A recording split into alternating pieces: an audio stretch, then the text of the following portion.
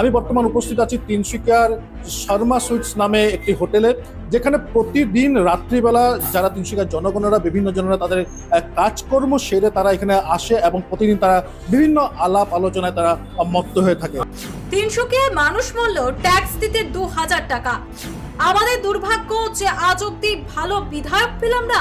এই হিসাবে তো আমি বিজেপিকে খারাপ বলতে পারি না। আমি তো বলতে পারি না যে বিজেপি উন্নয়ন করেনি। বিধানসভায় বিধায়ক মুখ বন্ধ করে রাখেন।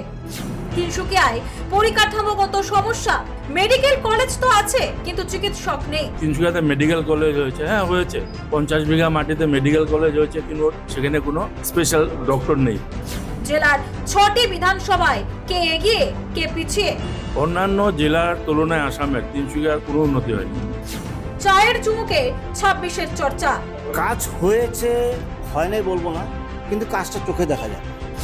দেখুন আজ রাত 9:30টায় তিনসুকিয়া থেকে অভিজিতের সঙ্গে চায়ের আড্ডায় ভোটের চর্চা।